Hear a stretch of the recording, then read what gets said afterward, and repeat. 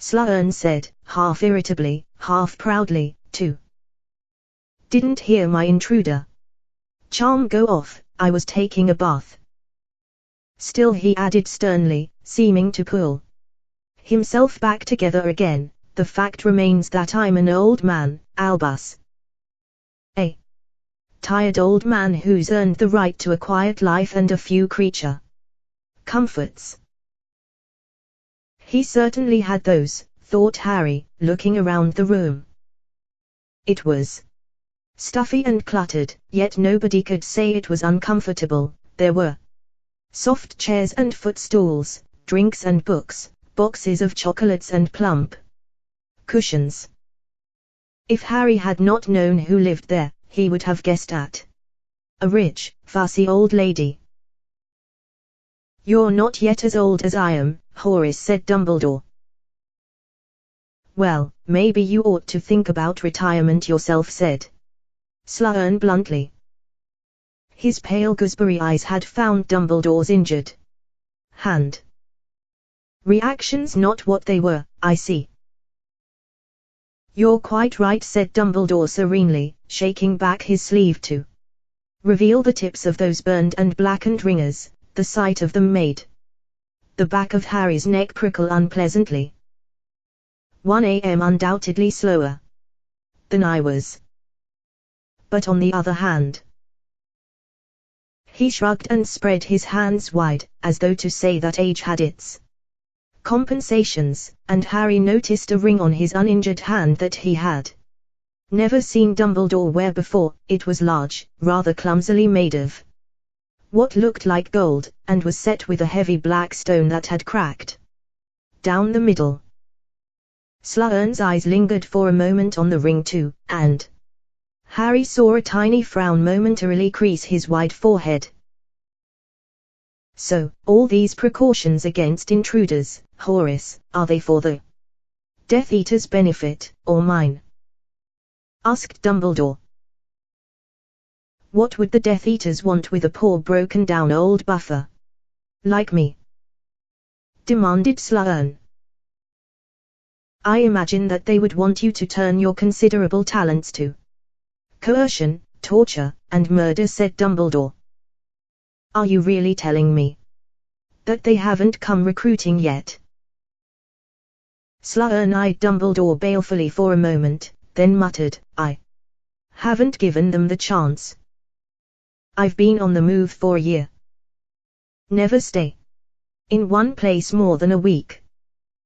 Move from Muggle House to Muggle House. The owners of this place are on holiday in the Canary Islands. It's been very pleasant. I'll be sorry to leave. It's quite easy once you know how. 1. Simple freezing charm on these absurd burglar alarms they use instead of sneakoscopes, and make sure the neighbors don't spot you bringing in the piano. Ingenious, said Dumbledore. But it sounds a rather tiring existence for a broken-down old buffer in search of a quiet life. Now, if you were to return to Hogwarts, if you're going to tell me my life would be more peaceful at that pestilential school, you can save your breath, Albus. I might have been in hiding, but some funny rumors have reached me since Dolores Umbridge left. If that's how you treat teachers these days. Professor Umbridge ran afoul of our centaur herd, said Dumbledore. I think you, Horace, would have known better than to stride into the forest and call a horde of angry centaurs filthy half-breeds. That's what she did she? Said Slughorn. Idiotic woman.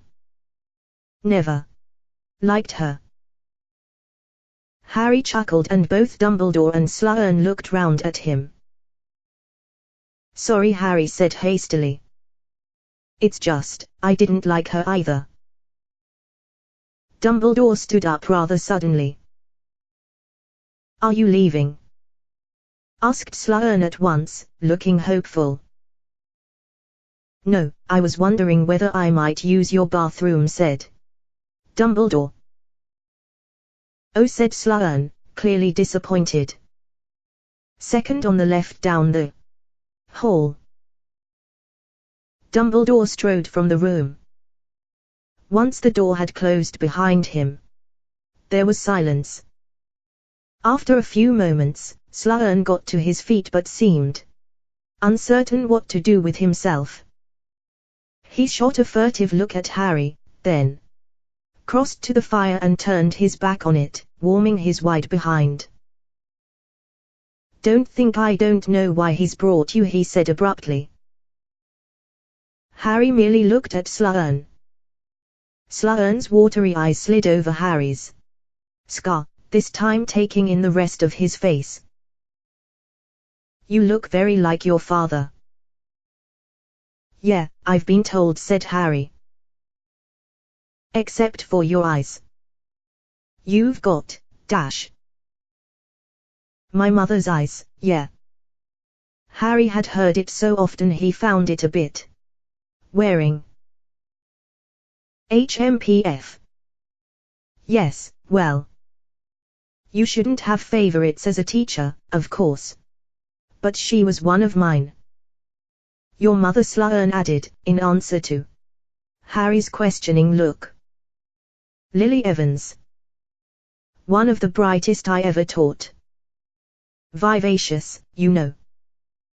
Charming girl. I used to tell her she ought to have been in my house. Very cheeky answers I used to get back to. Which was your house? I was head of Slytherin, said Sloane. Oh, now, he went on quickly, seeing the expression on Harry's face and wagging a stubby ringer at him. Don't go holding that against me. You'll be Gryffindor like her, I suppose. Yes, it usually goes in families. Not always, though. Ever heard of Sirius Black? You must have done, been in the papers for the last couple of years, died a few weeks ago. It was as though an invisible hand had twisted Harry's intestines and held them tight. Well, anyway, he was a big pal of your father's at school. The whole Black family had been in my house, but Sirius ended up in Gryffindor. Shame, he was a talented boy. I got his brother, Regulus, when he came along, but I'd have liked the set. He sounded like an enthusiastic collector who had been outbid at auction. Apparently lost in memories, he gazed at the opposite wall, turning idly on the spot to ensure an even heat on his backside. Your mother was Muggle-born, of course. Couldn't believe it when I found out. Thought she must have been pure blood, she was so good. One of my best friends is Muggle-born, said Harry, and she's the best in our year. Funny how that sometimes happens, isn't it? Said Sloane. Not really, said Harry coldly. Sloane looked down at him in surprise. You mustn't think I'm prejudiced, he said. No, no, no. Haven't I just said your mother was one of my all-time favorite students?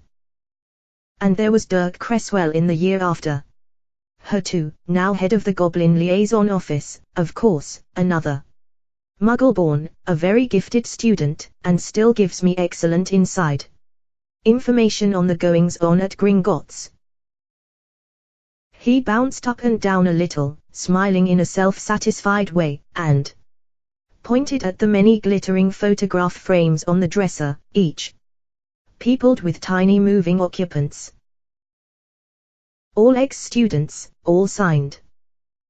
You'll notice Barnabas Cuff, editor of the Daily Prophet, he's always interested to hear my take on the day's news. And Ambrosius Flume, of Honeydukes, a hamper every birthday, and all. Because I was able to give him an introduction to Cicerone Harkis, who gave him his first job And at the back, you'll see her if you just crane your neck. That's Gwenog Jones, who of course captains the Holyhead Harpies. People are always astonished to hear I'm on first-name terms with the Harpies, and free tickets whenever I want them. This thought seemed to cheer him up enormously. And all these people know where to find you, to send you stuff? Asked Harry, who could not help wondering why the Death Eaters had not yet tracked down Sloane if hampers of sweets, Quidditch tickets, and visitors craving his advice and opinions could find him. The smile slid from Sloane's face as quickly as the blood from his walls. Of course not, he said, looking down at Harry. I have been out of touch with everybody for a year. Harry had the impression that the words shocked Sloane himself. He looked quite unsettled for a moment. Then he shrugged. Still, the prudent wizard keeps his head down in such times. All very well for Dumbledore to talk, but taking up a post at Hogwarts just now would be tantamount to declaring my public allegiance to the Order of the Phoenix. And while I'm sure they're very admirable and brave and all the rest of it, I don't personally fancy the mortality rate. You don't have to join the Order to teach at Hogwarts, said Harry, who could not quite keep a note of derision out of his voice. It was hard to sympathize with Sloane's cosseted existence when he remembered Sirius crouching in a cave and living on rats. Most of the teachers aren't in it, and none of them has ever been killed, well, unless you count Quirrell, and he got what he deserved seeing as he was working with Voldemort. Harry had been sure Sloane would be one of those wizards who could not bear to hear Voldemort's name spoken aloud, and was not disappointed. Sloane gave a shudder and a squawk of protest, which Harry ignored. I reckon the staff are safer than most people while Dumbledore's headmaster, he's supposed to be the only one Voldemort ever feared, isn't he? Harry went on. Sloane gazed into space for a moment or two. He seemed to be thinking over Harry's words. Well, yes, it is true that he who must not be named has never sought a fight with Dumbledore, he muttered grudgingly.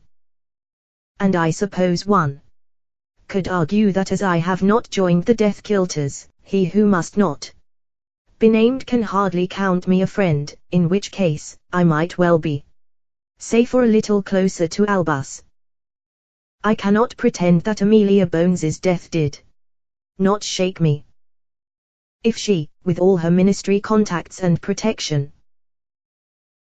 Dumbledore re-entered the room and Sloane jumped as though he had forgotten he was in the house.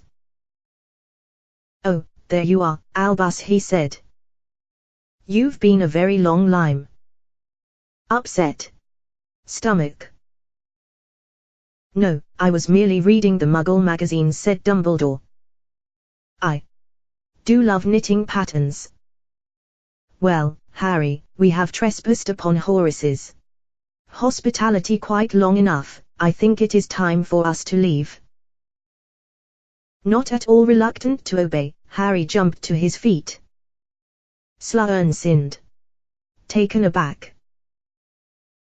You're leaving? Yes, indeed. I think I know a lost cause when I see one.